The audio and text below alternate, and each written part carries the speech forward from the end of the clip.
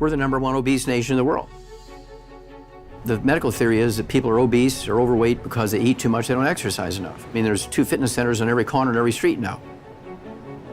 And yet, we're the #1 obese nation in the world. That's because obesity has nothing to do with lack of exercise or eating too much. His greatest impact on our world is just helping people understand the benefits of better nutrition. Dr. Wallach has always wanted his mission to be why you should understand that your foods do not carry all the nutritional supplementation that you believe they carry. The work that he has done for 50 years, it was based on the foundational, fundamental nutrients that your body needed. What the deficiencies of those nutrients actually meant and how they all tied together to create an entire pathology of disease and illness. Nothing changes in Dr. Wallach's mission. It is change the world through nutrition. If something is illegitimate, false, he calls it out, even if it means alienating the entire medical community. He doesn't care. He cares about the truth. He is so brilliant when it comes to nutrition and understanding nutrition and the need for supplementation at the cellular level. I realized when I was 9 years old as a kid that nutrition played a great part in diseases that even doctors didn't know what to deal with. And that's how this all started.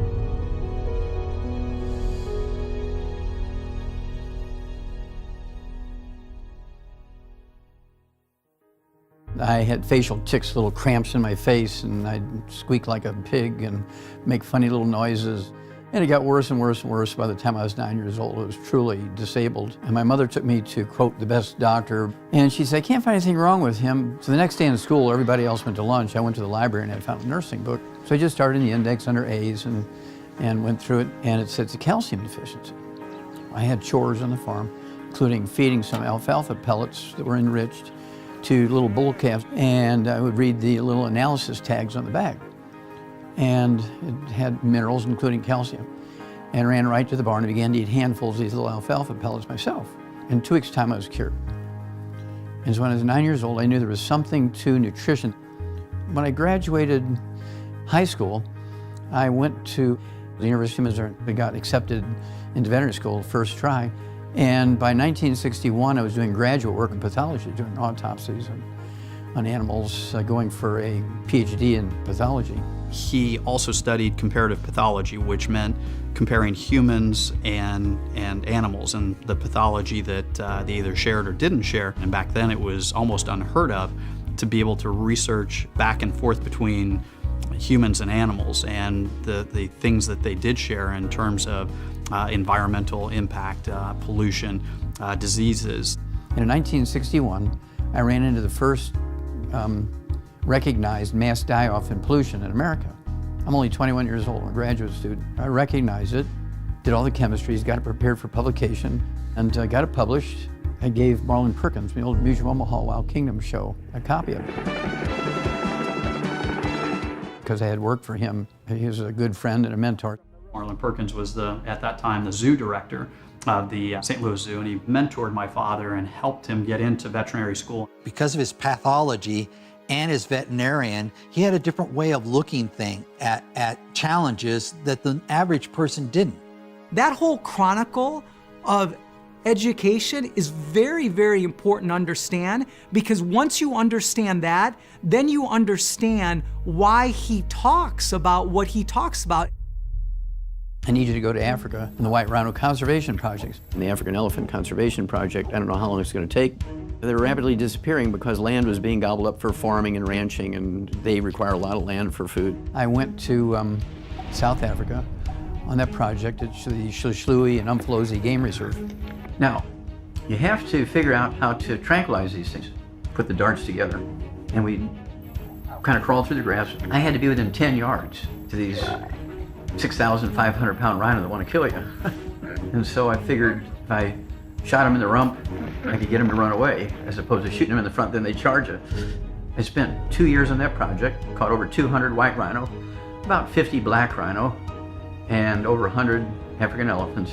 So if you see a white rhino in a zoo or a wild animal park, it's either one that I caught or offsprings of one I caught. Today there's 10,000 white rhino in the world, as opposed to 400 than there was back in 1965. I'm so very proud to have been in on saving the species. This was my middle daughter who was born in Africa. I delivered her out in the bush of Africa, and this is a white rhino pelvis that she was kind of sitting in just for something to think was kind of cute and laugh at. Catching rhino, catching elephant, living off of the wild game and fishing in Africa. It was just really a great life for a young fellow. I was prepared to stay there forever at that point. The heck with academics. Perkins sends me another letter and says, I've got a big grant from the National Institutes of Health to study pollution as a cause of birth defects and degenerative diseases, and you wrote the first paper on a mass die-off in America from pollution. The big zoos in the United States, we're going to use the zoos as the canary in the mine, because there's bound to be a species at the zoo that's sensitive to pollution, like humans. And you'll do pathology and autopsies on humans as well as the animals. So I went back to Washington University in St. Louis. This was called the Center for the Biology of Natural Systems. It was the St. Louis Zoo in 1967. It was a 10-year project, did 20,000 autopsies, 17,000 some change of over 454 species of zoo animals and 3,000 human beings. It turns out that pollution has nothing to do with causes. All deaths from natural causes are caused by nutritional deficiencies, but nobody had done 454 species until my project. What I found was that every vertebrate, whether you're a hummingbird or a flamingo, or you're a turtle or a fish or an elephant, a rat, a dog, cat, pig, or a human being, all vertebrates require the same nutrients. 60 minerals, 16 vitamins, 12 amino acids, 3 fatty acids. If they're deficient in the same nutrient, all vertebrates got the same deficiency disease. Nobody ever thought of that before, and that was the beginning of the science we now call epigenetics, before there was the word.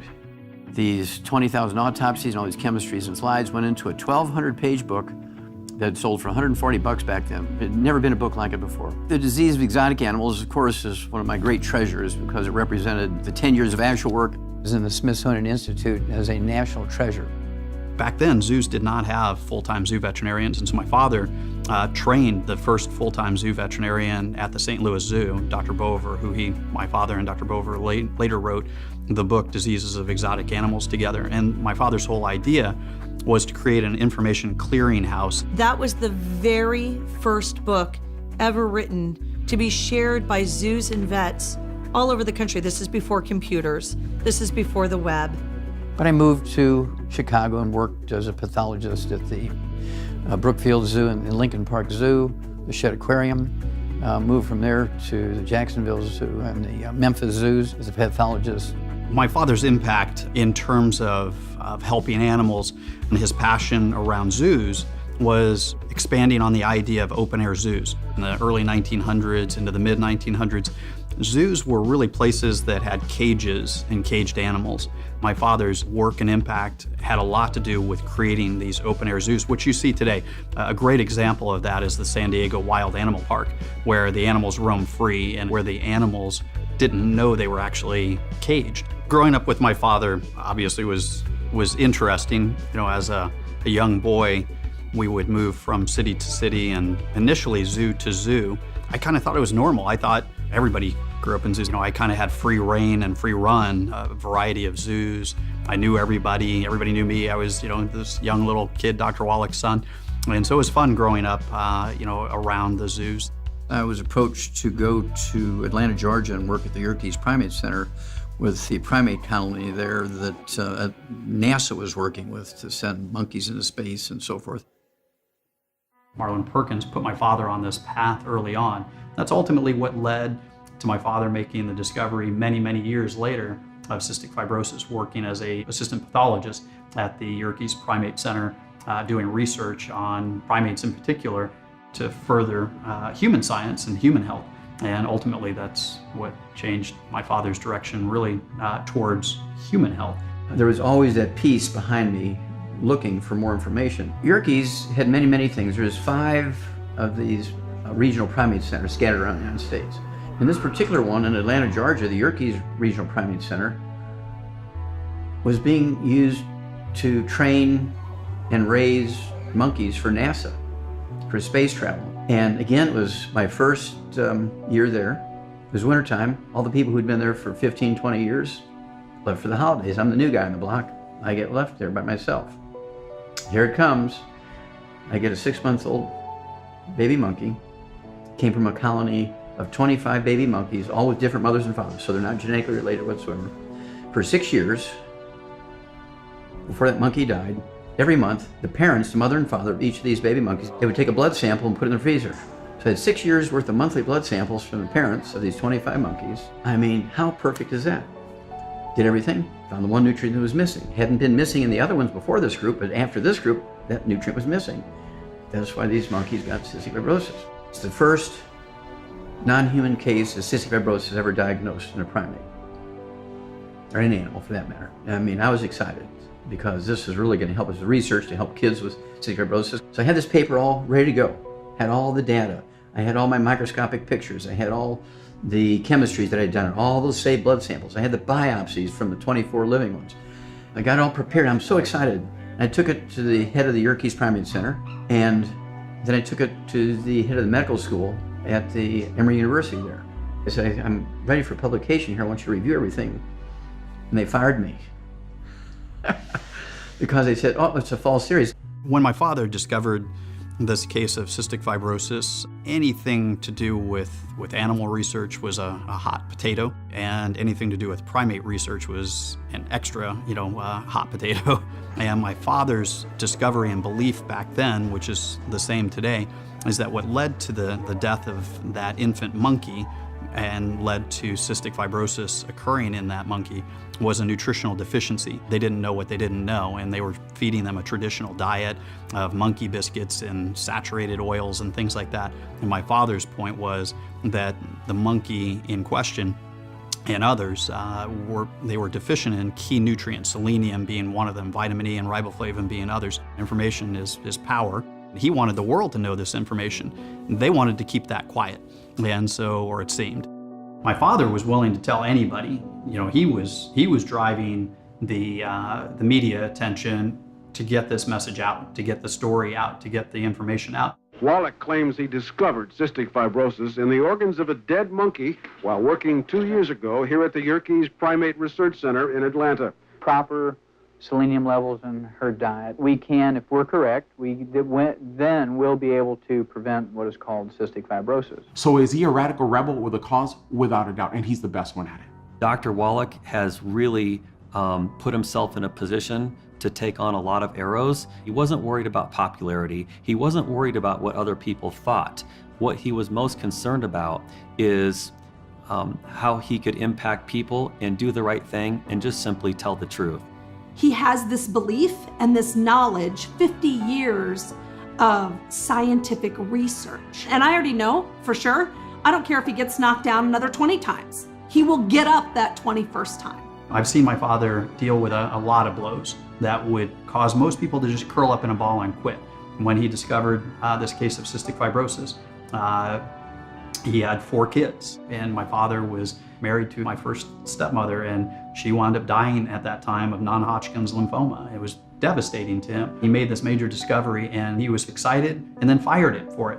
And so they took all that away from him, and he was faced with having to support us 4 kids, bury his wife, and move forward. That's when ultimately, within a year, I knew I had to become a physician so I could treat these kids because they weren't going to do it. There is a disconnect with the medical system. The medical system has failed us very badly. They believe your genes are going to do their thing regardless of what you eat or don't eat. They think if you have bad genes, your bad genes are going to do what they're going to do regardless of what you eat, what you don't eat. Well, in the animal industry, we're able to show very clearly that I could take an animal with type 2 diabetes and give them the nutrients, and in weeks it'd be gone. I've been doing the same thing in human beings for over 40 years now as a naturopathic physician. In order to become a naturopathic physician, you have to do 4 years of pre-med, 4 years of naturopathic medical school, about 1,000 hours of clinical supervision. You have to pass national boards, you have to pass state boards, you have to secure a license to practice medicine and pursue continuing education credit every year. However, the distinction between naturopathic medicine and what MDs practice, which is allopathic medicine, is that naturopathic physicians are taught therapeutics, the intention of which are to cure the condition. Allopaths, MDs, are taught therapeutics, the intention of which are to manage the condition.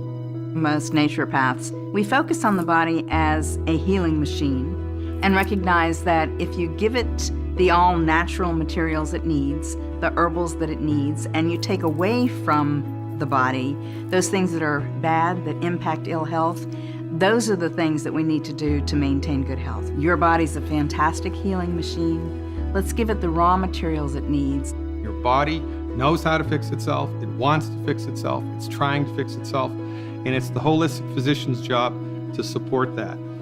And nobody does that better than Dr. Wallach. At the end of the day, we are not drug-based beings, but we are vitamin-based beings, and mineral-based beings, and protein-based beings, and oxygen-based beings, and water-based beings. He believes in you taking your health into your own hands, and he wants you to have every bit of information you need to make a decision. You know, sir, I don't even know you, but I'm going to save your life. You know this will take 25 years off your life? Busted! Are you kidding me? The biggest misconception about Dr. Wallach is that he's just a quack, like he's just crazy. And he's like a heretic. They use these types of words, but they're using it not because of his knowledge. They're using it because of how he behaves. But here's the thing, it's no different than us.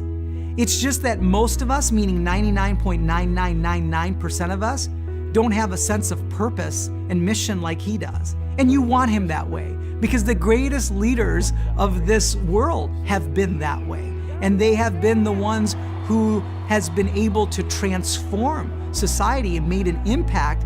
I think rebels are passionate people, and Dr. Wallach certainly fits that bill. I think you have to have a little something burning in your heart if you're going to improve health around the world.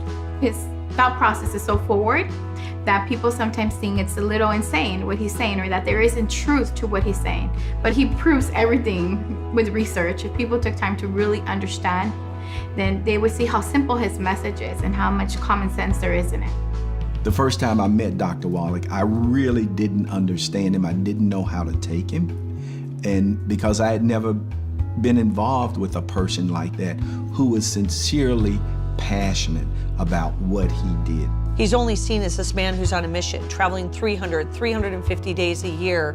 Where's his personal time? Where's his family time? Where are all those things?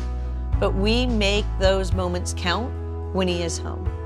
And the misconception is that he's all about work, and nothing could be further from the truth. He really is about having a great life and having a very full life. I have 4 wonderful children, 8 wonderful grandkids, and 4 wonderful great-grandkids. They're all very healthy because they've been taking the 90 essential nutrients before they were conceived, all through the pregnancies they were developed in. And so I'm very, very proud of their good health. My father, he is like a child that never grew up because he's just constantly going, he's constantly learning. And we've all known children, they are excited about life, they go, go, go, go until they finally just collapse and, they just crash. And, much like my 10-year-old, he'll go and go and go until he just is exhausted. And my father still does that. If we just eat well, why do we need to supplement? If we just eat well, do everything right, why do we need to supplement? Well, this goes back thousands and thousands and thousands of years ago when the universal fuel was wood. And when you burn the wood, the carbon in the wood, 95 to 98% of what's left, that powder, or the minerals, that they would put the wood ashes into the garden as a fertilizer. And then we ate the plants.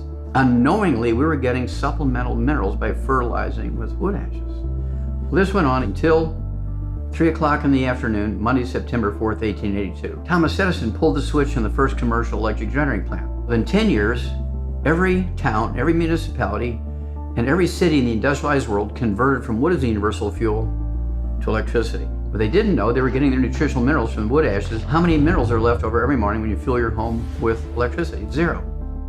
We do have an organic, non-GMO movement. But organic fruits and vegetables raised in a soil that's nutritionally dead when it comes to minerals is still nutritionally dead. A farmer is not going to get paid to put additional minerals into his soil. He only is going to get benefit from putting fertilizer on his crops, because that's the cheapest way to get bushels per acre. Even when you think you're eating really, really healthy, you're still probably not getting all of the nutrition that you need. And the reason why that is because the nutrition that you're getting is dependent on the nutrition that you're taking in, which is dependent on the foods that you're eating, which is dependent on the soils that those foods were being grown in. You're not getting the nutrients even from that organic, pesticide-free broccoli because the soil that it's grown in is not cared for. U.S. Senate Document 264, published in 1936, they said 85% of our farm soils are totally depleted of minerals. It's because there's no more wood ashes and there's no more silt from floods. Now, here come Dow Chemical and Monsanto. They got the greatest idea. We'll come up with fertilizers. Plants only need 3 nutrients, NPK, nitrogen, phosphorus, potassium. So all their commercial fertilizer, NPK. Carrots are beautiful, beans are beautiful, tomatoes. Everything you grow with these fertilizers are beautiful, but they only have 3 elements in them. And you're 57 short if you don't supplement. Now, I do have to give some credit to my agricultural professor, William Albrecht from the University of Missouri. He was an icon. Dr. Albrecht developed not only the first theory and popularized it, that just because you have 2 oranges doesn't mean they have the same nutrient content. And he also popularized the idea and the theory that just because something is grown in the soil or on the ground doesn't mean it's the same as that same thing grown somewhere else in different soil, that nutrients aren't the same in all places. His last name now is actually the most common and popular soil science quality scale. It's called the Albrecht scale. And the Albrecht scale is the rating of the healthfulness of agriculture soil. As a student in the Department of Agriculture, on the weekends, everybody else is out going to drink beer, and I was blessed to be with Professor William Albrecht, who is the legend when it came to minerals in the soil. And we would be in his experimental fields, and we would just sit there and squat in the dust. And for 4 years, he was my mentor, my personal mentor, and it was one of the best times of my life to spend those 4 years with him because I really, really began to understand minerals in the earth.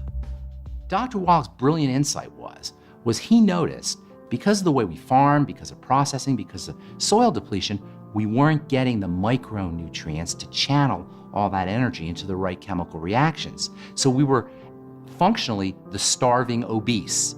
There's no minerals coming out of the fertilizer program. In the crust of the earth, we can find over 75 different minerals. And this is the value of supplementation. What individuals need to understand that if they want to get the nutrition that they need, then they're going to need to take enhanced nutrition in the form of supplementation. When it comes to health and wellness and nutrition, that Dr. Wallach had to shock the world with a simple one-liner. Dead doctors don't lie. I've been giving lectures for 8 years before that. Dead doctors don't lie. That'd be a great title for this audio cassette tape, and immediately skyrocketed. And they actually sold 158 million copies of that audio cassette tape. It was life-changing for people. You know, the message itself around supplementing, nobody had talked about it like that. Everybody, you know, when you talk about supplementation, people say, oh, I take my vitamins or whatever, my 1 a day. And, but nobody was talking about the 90 essential nutrients. And nobody was talking about the fact that, you know, multiple diseases can occur because of deficiencies. And that cassette tape, and then later the book, laid it out so succinctly that it was life-changing for people. We think that the formula to health is something incredibly complicated, and he's really simplified it into understanding that if you give the body certain elements, minerals, vitamins, amino acids, essential fatty acids, then the body is going to take those resources and create a better body. It was amazing because it was originally 2.5 hours, and yet people found it so interesting. The information, they were so hungry for the information. It became a phenomenon around the world. It got translated into numerous languages, and so the book is really a continuation of that 2 to 2.5 hour lecture, really filling in the rest of the story. He was an advocate for salting your food to taste. He was always a proponent of good fats and an opponent against oils like vegetable oils and margarine. This is at a time that butter was a villain. Healthy fats were villainized. Food scientists and food lobbyists were advocating for vegetable oils, margarine, not butter, not eggs, not salt, not things that were more natural. My father was always an advocate for things that are more natural. These are simple things that he was advocating on that audio tape that he then filled in the rest of the story in the book. The whole world has flipped to where this is not controversial information anymore. It's common mainstream information. And today he's been proven right. Dead Doctors Don't Lie is the most widely distributed health lecture in history. One of the gratifying things today is, of course, is to see that the issues that I brought forth based on those 20,000 autopsies, which flew in the face of the belief at the time that I was quite correct, and that now everybody is going the right direction, and I feel gratified that all that effort was worth it. The reality is my father is a type A plus personality. He sleeps very little per night. He writes his books on flights, and he makes good use of his time. He is very passionate, he's very driven. Epigenetics is all of my clinical work and all the continuing science. Genetics will determine your eye color, your hair color, your skin color. As soon as the sperm fertilizes the egg, your genetics will determine if you're an XX female or XY male. But there's an overextension of this exciting new field of genetics. It's epigenetics. That is how an environmental factor, including nutrition or the lack of nutrition, but also environmental factors like pollution and what a developing fetus encounters, whether it's lack of nutrients, adequate nutrition, chemical exposure, good clean water or bad water. Epigenetics is replacing genetics because epigenetics says that your genes, your DNA, your RNA, and your telomeres requires 16 minerals, 16 vitamins, 12 amino acids, 3 fatty acids, 90 essential nutrients. As I began to lecture around the world on the subject of epigenetics and starting to downplay genetics, this began to draw fire from the pharmaceutical industry, from the government, from the FDA. At the time, it was uninteresting. Nutrition was uninteresting to science and scientists in general. They were sure that genetics, that bacteria, that viruses, that pharmaceutical drugs held the answer, that DNA held the answer. DNA holds part of the answer. Today, epigenetics is the hottest topic in the field of scientific research because it holds the key. It holds the key to everything. But the challenge with epigenetics is that there are so many possibilities. He's never been tied to a certain set of research or a food company or a drug company or the dollar. He's just been committed to his heart and what he knew. The one thing that people should understand about Dr. Wallach is he is not going to be stopped. He's not going to be stopped by the FDA. No one wants to take on the FDA. No one wants to go through that battle. Dr. Joel Wallach has triggered a health freedom revolution in the United States and really around the world. The D.A.R Act was actually a congressional act that stood in the way of doctors having the sole right to prescribe vitamins and minerals. Clinton Miller, who is the sort of cutting-edge person for the National Health Association, and Char Murphy and I, the three of us would collect petitions at our various events like 4 times a year. And we would bring these petitions to actual committees in Congress and say, hey, you can't make vitamins and minerals prescriptions. That's like saying you're going to make an egg a prescription item here. And so people have to have the right to get these things themselves without having to get a prescription from a doctor. Of course, doctors didn't like that. So they actually had charges brought against us and have people arrested. We were always chased by detectives and watched and so forth. Well, since 1994, when the D.A.R Act was passed, there's never going to be a possibility where somebody's going to have to go to a doctor and ask for a prescription for vitamin A and vitamin C and selenium and so forth. And we're very gratified about that. And that, if anything's worth a lifetime's worth of work, that alone is worth it. So until D.A.R was passed in 1994, supplement companies couldn't make disease risk reduction claims about their products or their ingredients. Our whole goal in enacting the health claim petition process, which is now available through the FDA, was to be able to educate consumers on the benefits of these nutrients and these products. With help of people like Jonathan Emord and certainly people like my father, this is now available to supplement companies to be able to file health claim petitions to be able to better educate the general public. Consumers can read a label on a dietary supplement and understand what the product's good for and the science behind it. The Nutrition Labeling and Education Act, followed by the Dietary Supplement Health and Education Act, were indispensable to opening the door to health freedom in the United States. Without those acts' passage, it would have been very difficult to get where we are today. So some of the successes that have come about because of the First Amendment litigation and also the change in the statutory law are omega-3 fatty acids, reducing the risk of coronary heart disease, folic acid, reducing the risk of neural tube defect births, selenium, reducing the risk of cancers, antioxidant vitamins, reducing the risk of cancers, and on and on.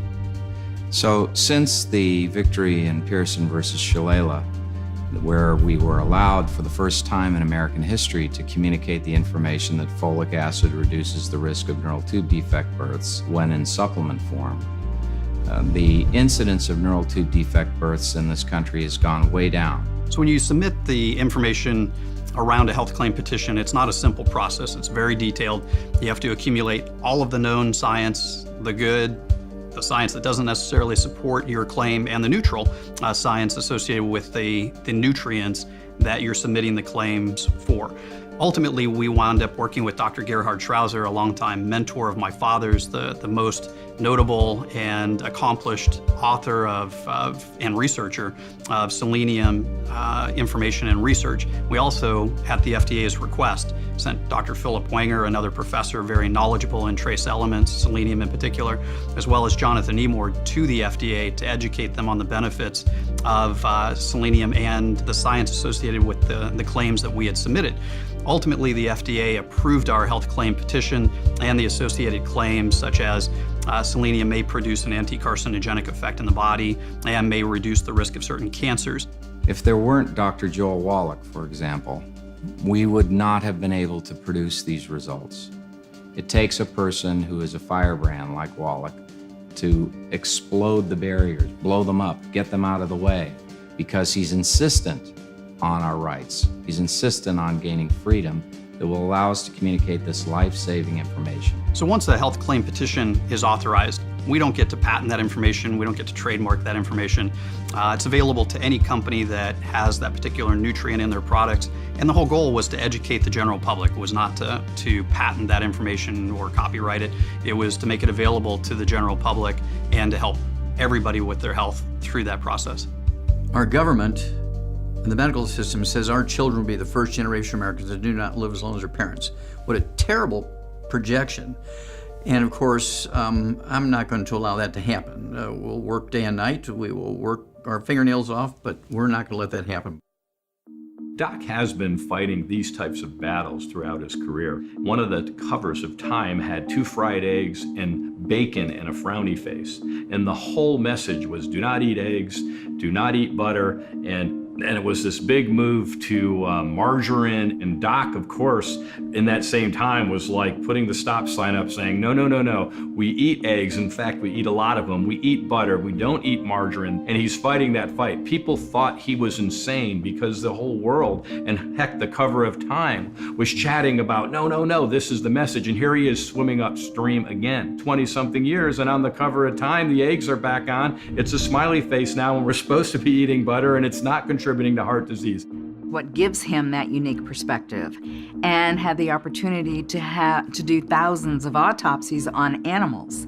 There are not many physicians who have the opportunity to do 15, 20, 100 autopsies. Dr. Wallach has done thousands of autopsies. You get a totally different perspective about what's going on in the human body when you can actually see it, and you see it at the time of autopsy. I remember it vividly, him telling me that it would take probably 100 years before science caught up and gave him credibility for that. Now I think we're mostly there. People that I've met have never ever put 24/7 for 30 years into one thing that they fervently believed in, like Dr. Wallach and his mission for nutrition for the planet. He's had a huge part in really just opening people's minds to the possibilities and really broadening that horizon when it comes to health and wellness and better health through better nutrition.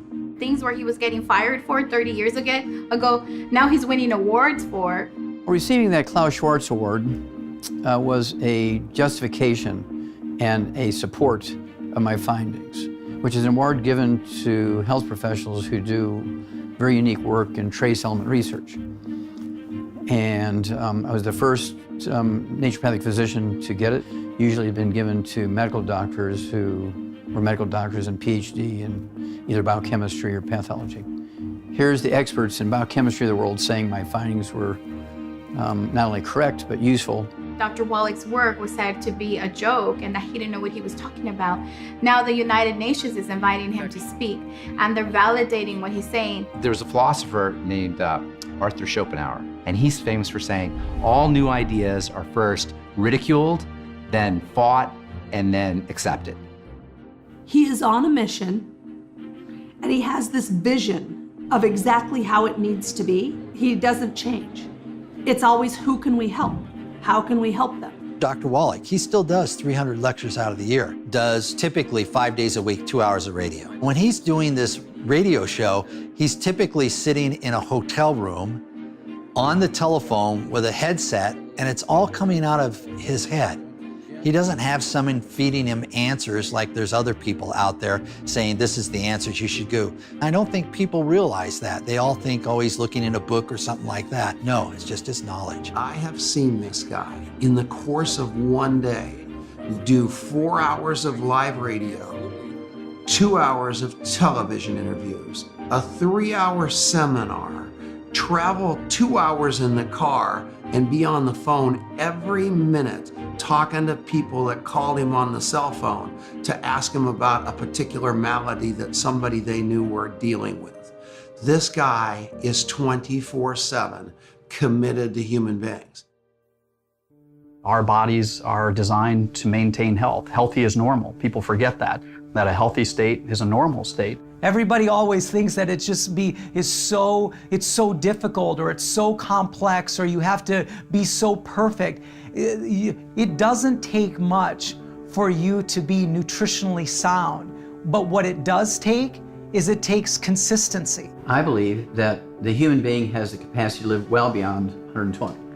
We have the capacity to, and this is epigenetic, because given the right raw materials, our cells will repair themselves forever. Today, the vast majority of people understand, including the medical world, understands that we need good access to a baseline of nutrients, but certainly minerals. We can't live without minerals.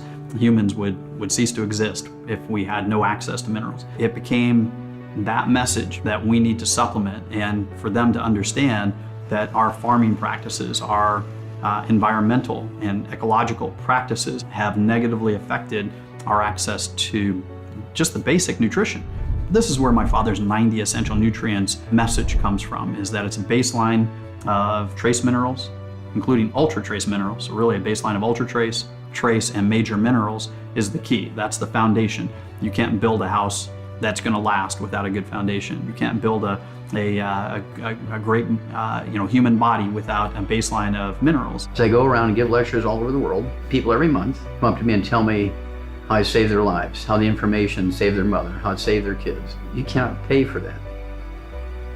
You cannot pay for that. That's worth everything.